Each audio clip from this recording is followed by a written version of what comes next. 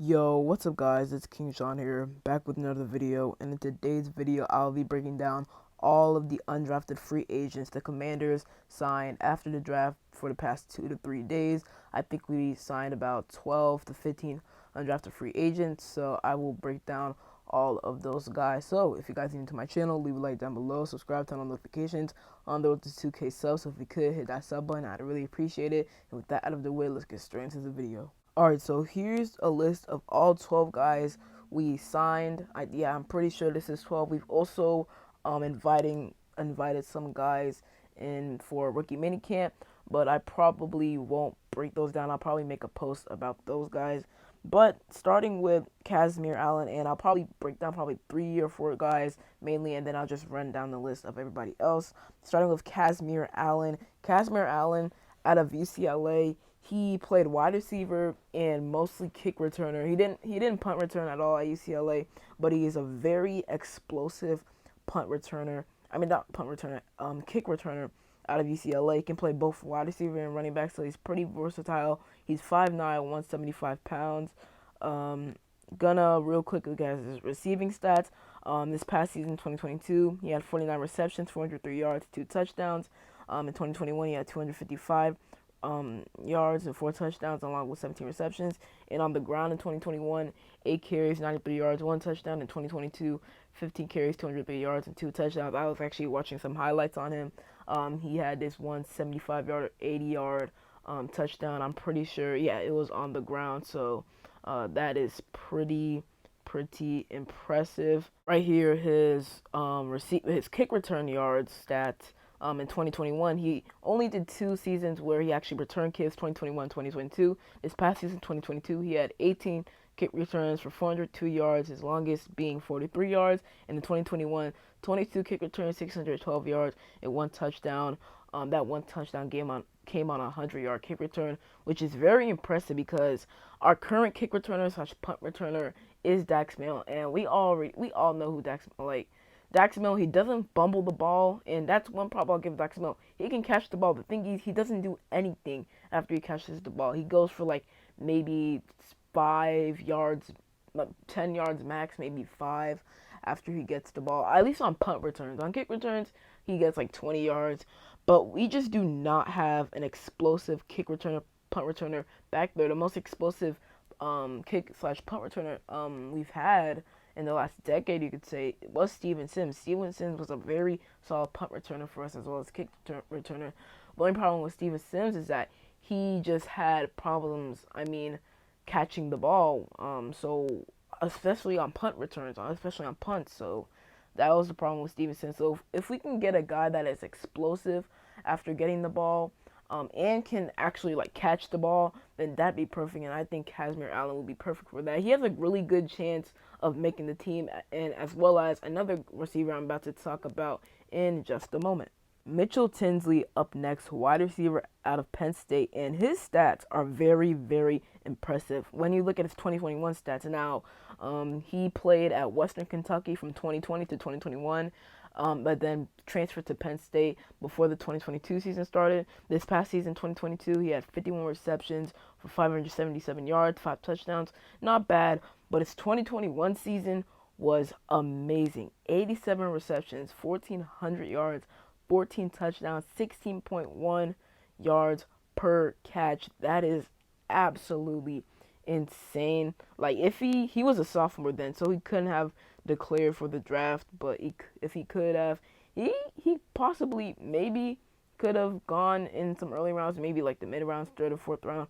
So Mitchell Tinsley, he's a very talented wide receiver. He's 6'1", 206 pounds. Actually, I think he's 6 foot if I look at his combine profile. Yeah, he's 6 foot, 199 pounds. I'm just read off some of his strengths. Possesses NFL frame and has big hands. Has a physicality to create breathing room at top of the route. Big time focus, intensity when ball goes up. So yeah, he has some contested catches. He ran a 4.6, which is kind of slow, but it's not terrible. He could possibly be our Cam Sims replacement. Now Cam Sims was 6'5". Mitchell Tinsley is 6 foot, so a 5-inch difference. But I mean, Mitchell Tinsley, he's pretty good. I mean, if you just look at his stats, watch some film, I mean, he looked pretty good. He knows how to create separation. Although he ran a 4.6, he's pretty good at contested catches. He has good route running. Yeah, I mean, he's pretty decent. If I were to guess, like, we're probably gonna keep 6 wide receivers on the roster. Um, Probably like a Cam Sims replacement, and then a kick returner, a punt returner. The 4 locks right now, obviously Terry, Kirko, Jahan, Diami, and then 2 more. I feel like Mitchell Tinsley and Casmir Allen have a very, very good chance of making the roster. Casmir Allen is a punt returner slash kick returner, and then what's it called? Mitchell Tinsley as our possible Cam Sims replacement or just wide receiver 5. So I like Tinsley a lot. Next guy, Tim DeMorat. I'm pretty sure that's how you pronounce his name. Quarterback out of Foreman, I think. If you just look at his stats are very, very impressive. Fordham Rams. He came from Fordham University. His stats are really, really impressive. I think he threw for almost 4,000 yards and 56 touchdowns. Yeah, so his stats read 4,891 passing yards this past 2022 season, 56 passing touchdowns, 48 rushing yards, 5 rushing touchdowns, and 61 total touchdowns. That is unbelievable. Now, is Fordham, I think Fordham's in the FCS, not the FBS, so not great, but still, almost 5,000 passing yards, 56 touchdowns. That's really impressive. And I'm surprised we didn't draft a quarterback because we need a QB3. We're not going to roll into the season with this, Jake Fromm. I mean, not Jake Fromm as our quarterback 3. I mean, Jake Fromm is terrible, right? And obviously our quarterback 3 doesn't need to be amazing. We just need like solid guy at QB3. And Tim DeMorat could be that. I think that's how you pronounce his name.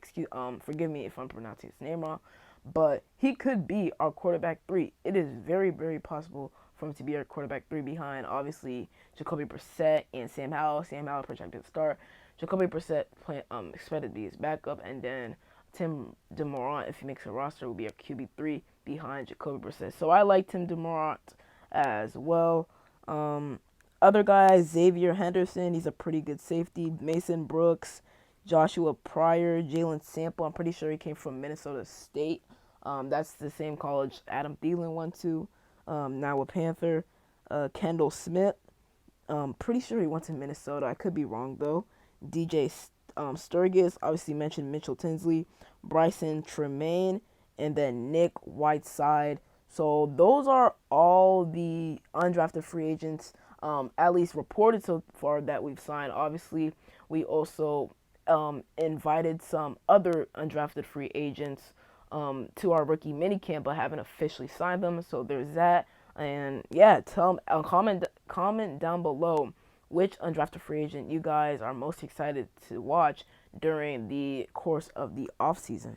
And then real quick before I head out, the Commanders have posted the numbers for all 7 rookies we drafted. Emmanuel Forbes, he's going to be wearing number 13. That was reported a few days ago. Obviously, sticking to his college number. Lucky number 13, he calls it.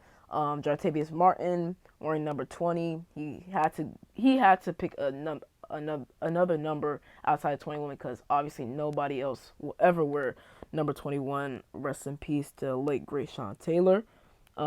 Ricky Stromberg, he's wearing 53. Pretty sure he wore 61 in college, so 53 is an interesting number. Brandon Daniels wearing 79, sticking to his college number. Let's see here. KJ Henry, he will be wearing number 55. 5. Since he's a defensive end, he can't wear 5 in the NFL, but he will be wearing 55, Cole Holcomb's old number. Chris Rodriguez wearing 23. Obviously wore 24 in college, but Antonio Gibson has 24, so just go with the next number, 23. And then finally, Andre Jones Jr. will be wearing number 48. Interesting number for an edge rusher, not gonna lie, outside linebacker.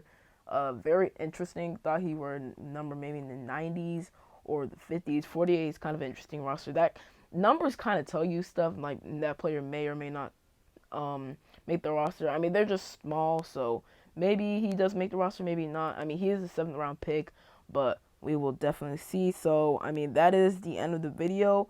Hope you guys enjoyed. Comment down below What are your thoughts on the undrafted free agents we've signed and the numbers our 7 rookies we drafted will be wearing? And other than that, it's been King Sean, and I'm out. Peace.